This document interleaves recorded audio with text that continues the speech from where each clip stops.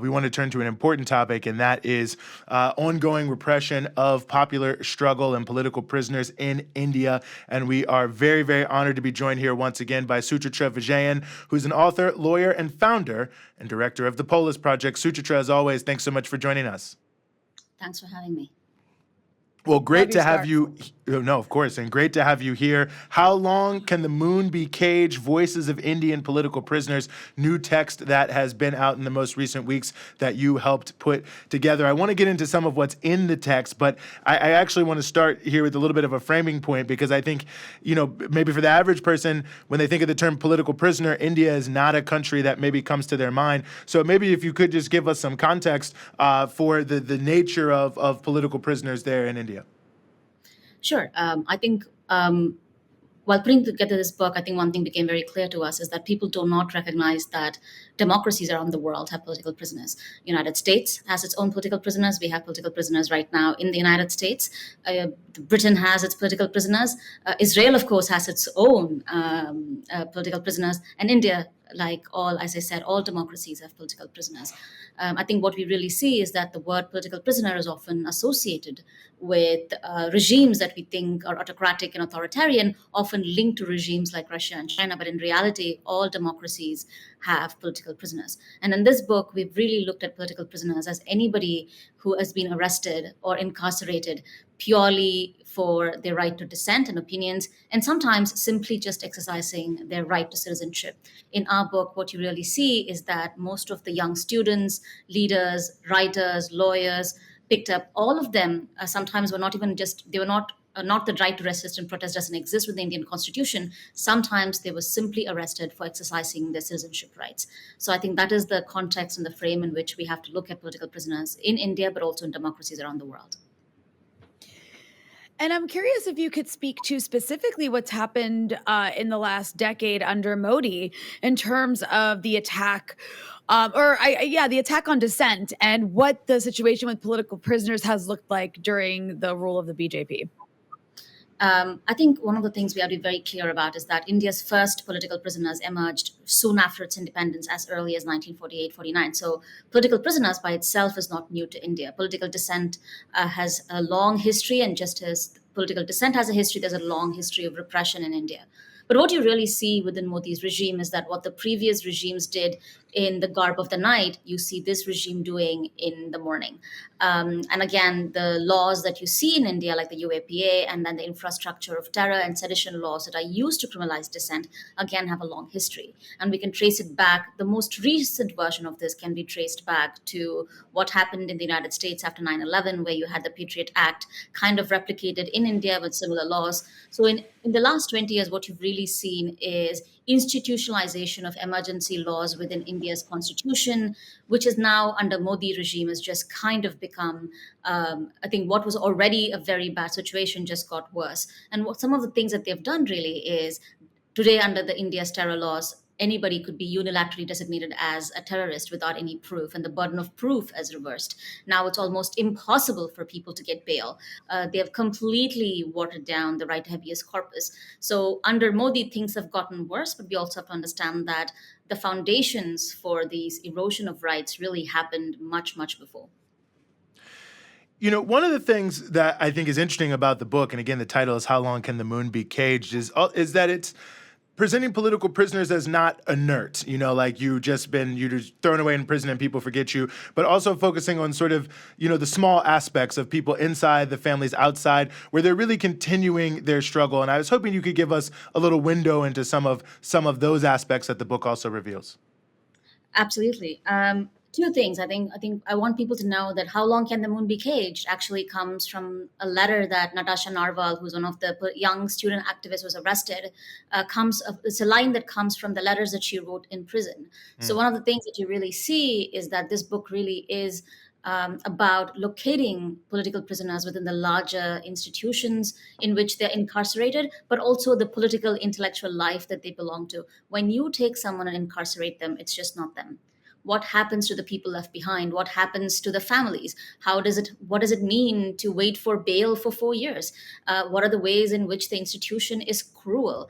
And what we really wanted to do is not just talk about political prisoners as these great martyrs and heroes, which they are, but also the fact that there is an entire community around them, that one is completely destroyed, that has to rebuild, that continues to fight. And in some ways, we had to tell that story. That was important in a way for us to understand. You have to understand that when some of these prisoners were arrested, they left behind young children. Some of them haven't seen their parents. There are parents waiting to have not seen their kids.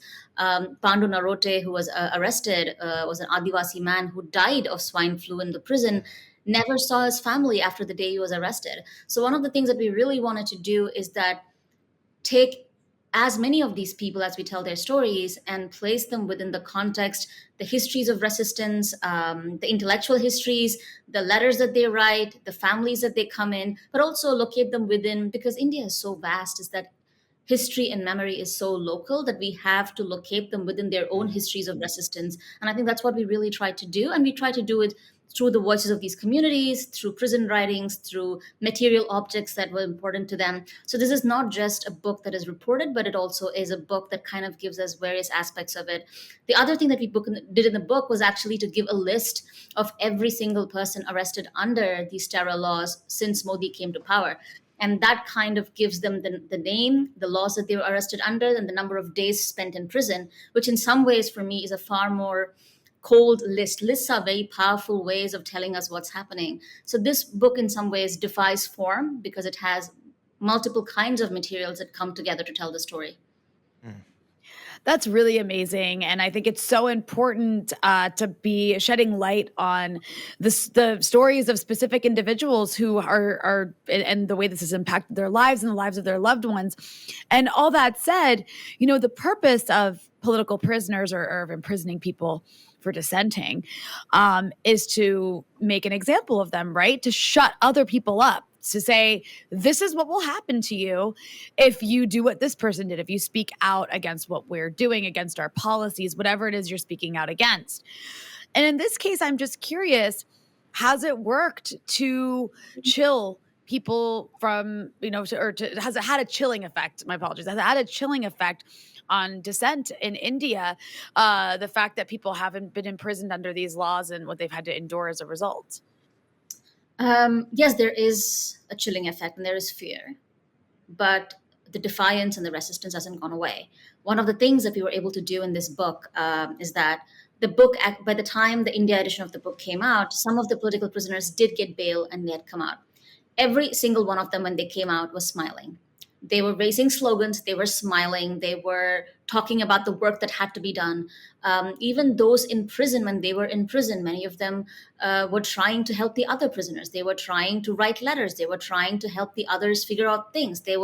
What you really see is that these are some of India's most thoughtful activists, writers, lawyers. Their entire life is building community and making sure that the communities that they fight for can continue to resist against the state violations. So what you see is that the resistance exists. And yes, there is a chilling effect, that is fear, but imagine every single one of them coming out of prison smiling, raising slogans. And I think it's the state that is scared. The ongoing resistance in India has not gone away. It has gotten worse. I think they've made it incredibly difficult. The oppression has gone up. The repression has gone with Modi's third regime. I do believe that things will get worse, but I don't think the resistance is there. The resistance to challenge the state is there, and the people's movement in like all parts of the world is doing what they do, which is consistently resist the state and keep working towards it every day. No, I think that's very true. And certainly the work you all do at the Polis Project makes that very clear. I hope people are following it regularly. And, one thing I wanted to just say, the book is dedicated to all those who fight for freedom. And I love that dedication. But I wanted you to speak about that because obviously, the situation in India in and of itself stands alone, and it's interesting and relevant from that point of view. But it seems that for really anyone around the world involved with popular movements, that this has a particular resonance. Absolutely. I think that we have to understand that authoritarian regimes learn from each other. As I said, so much of what we see in India was borrowed from the Patriot Act. Again, India learns quite extensively from what Israel does. Just as we have Cop City here, where you have the exchange of knowledge between NYPD and cops in Atlanta and Chicago and cops in Israel, we are having the same thing being replicated in India. And what you're really seeing is these regimes of repression replicate around the world. And fighting for freedom, and I think what really resonates with this book is that as I am a grandchild of a formerly colonized. When my grandfather was alive, he was not a subject of an independent nation. He was a subject of a colony.